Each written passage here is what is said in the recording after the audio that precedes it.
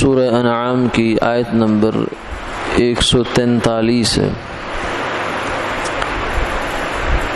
اعوذ باللہ من الشیطان الرجیم، بسم اللہ الرحمن الرحیم۔ ثمانية أزواج من الضأن اثنين ومن المعظ اثنين، قل أذكرين حرم أم الأنثيين أما اشتملت عليه أرحام الأنثيين نبئوني بعلم إن كنتم صادقين۔ ومن الإبل اثنين ومن البقر اثنين، قل أذكرين حرم أم الأنثيين أما اشتملت عليه أرحام الأنثيين أم كنتم شهداء إذ وصاكم الله بهذا فمن أظلم ممن افترى على الله كذبا ليضل الناس بغير علم إن الله لا يهدي القوم الظالمين۔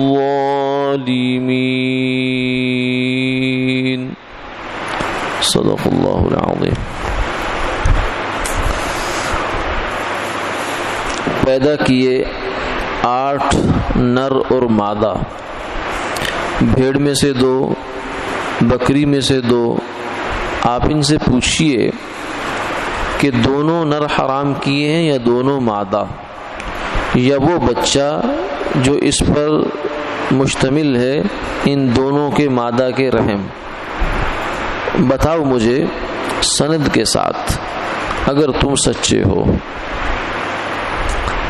اور پیدا کیے اونٹ میں سے 2 اور گائے میں سے 2، تو آپ ان سے پوچھئے کہ دونوں نر حرام کیے ہیں یا دونوں مادہ، یا وہ بچہ کہ اس پر مشتمل ہیں بچہ دان دونوں مادہ کے؟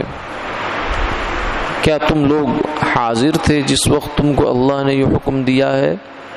پھر اس شخص سے زیادہ ظالم کون ہے جو اللہ پر جھوٹ باندھتا ہے تاکہ لوگوں کو بغیر تحقیق کے گمراہ کرے؟ بے شک اللہ ظالم لوگوں کو راہ نہیں دکھلاتے۔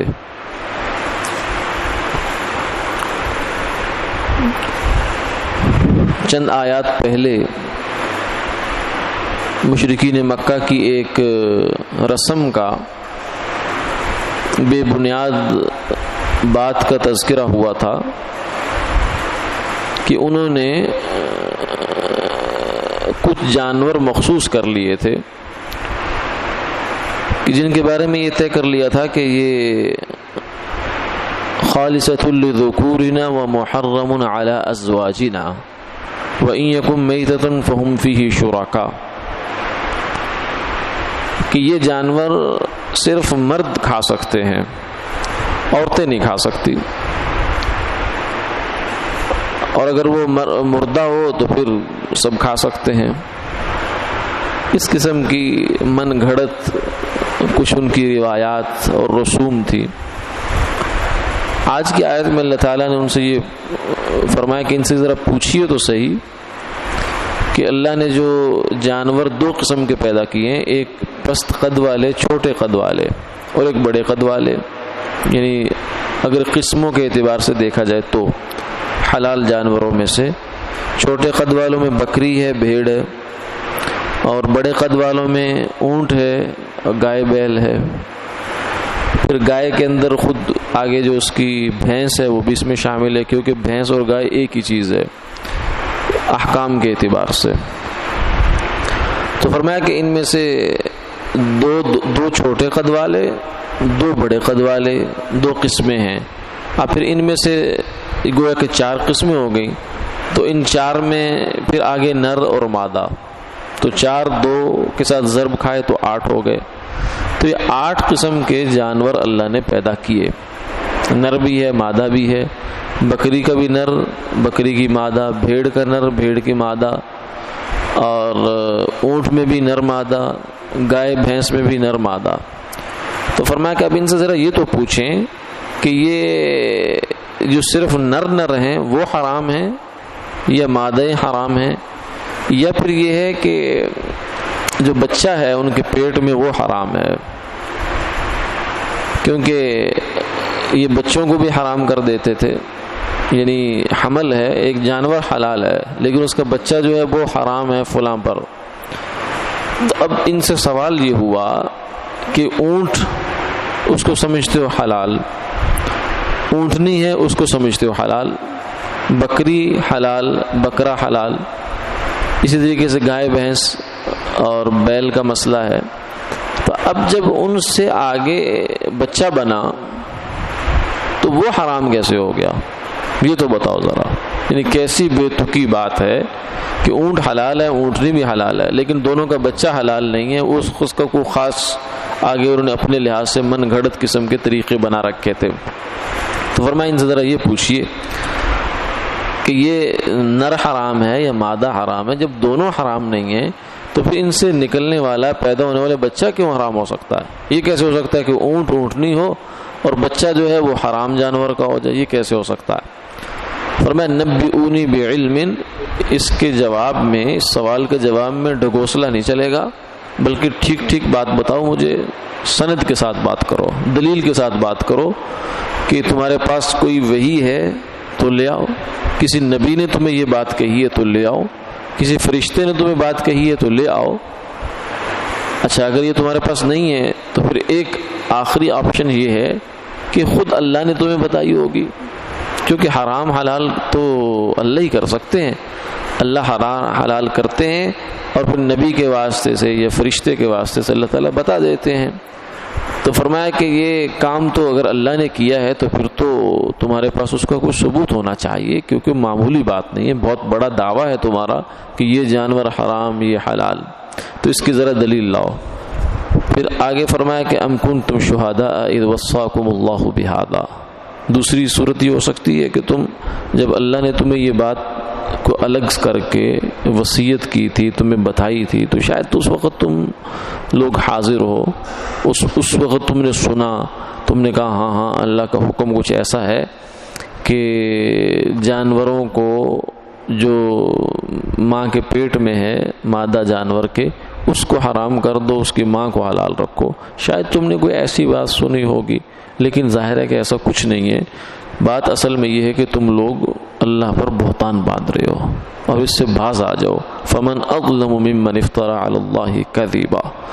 اس سے بڑا ظالم آدمی کون ہو سکتا ہے؟ دیکھیں ایک عام انسان ہے، بالکل عام آدمی ہے، اس کی نسبت سے کوئی بندہ جھوٹی بات نقل کرے، مثلا جائے اور جا کر یہ کہے کہ فلاں صاحب آپ سے اتنے پیسے مانگ رہے ہیں، اس کی ریفرنس سے اس کا نام استعمال کرے اور پیسے لے آئے جا کر، تو یہ بھی بڑا جرم ہے.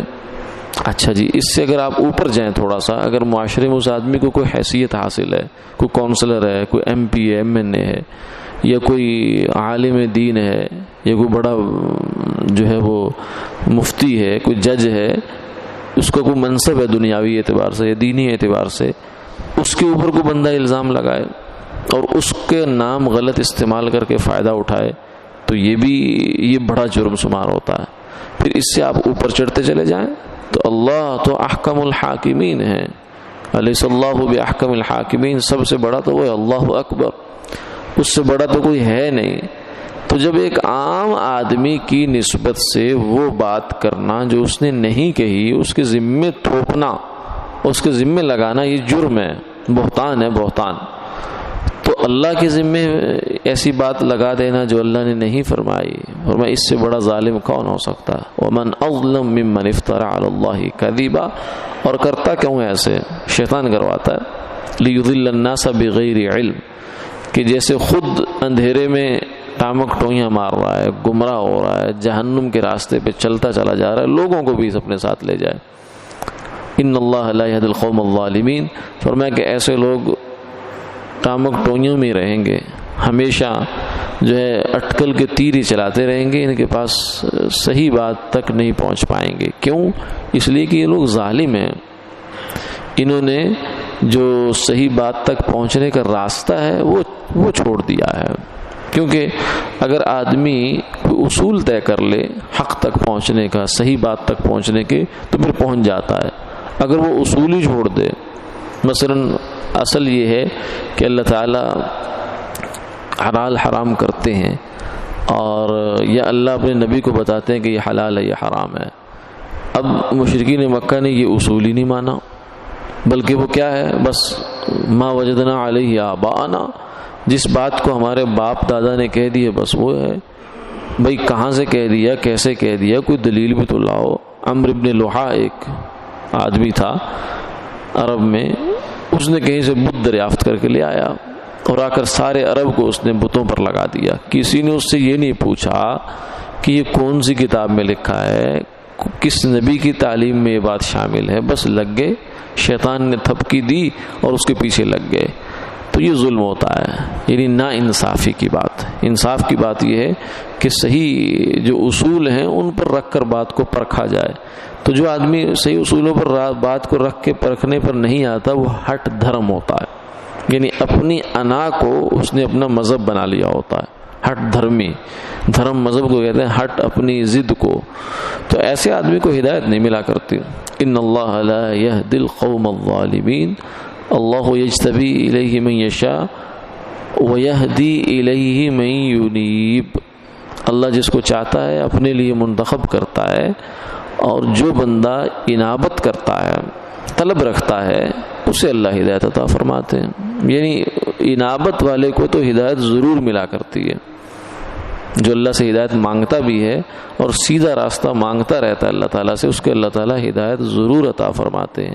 باقی جو انتخاب ہے وہ کسی کا خود فرماتے ہیں، کسی کا نہیں فرماتے، لیکن جو اللہ سے مانگے گا، طلب رکھتا ہے اور اپنی ہٹ اور ضد سے پیچھے ہٹ جاتا ہے، اس کو اللہ ہدایت ضرور عطا فرماتے ہیں، لیکن ظالم کو نہیں ملے گی۔ ظالموں کے لیے تو یہ ہے کہ انہیں تو جو ہدایت کا سامان ہے اس کے اندر بھی ہدایت نہیں ملے گی، جسے یضل بہ کثیرا ویہدی بہ کثیرا۔ قرآن پاک سراپا ہدایت ہے، لیکن ہوتا کیا ہے کہ بہت سے لوگ اسی کو پڑھ کے گمراہ ہو جاتے ہیں۔ اس کی وجہ یہ نہیں کہ قرآن میں مسئلہ ہے، اس کی وجہ یہ ہوتی ہے کہ اس کے دماغ میں مسئلہ ہے۔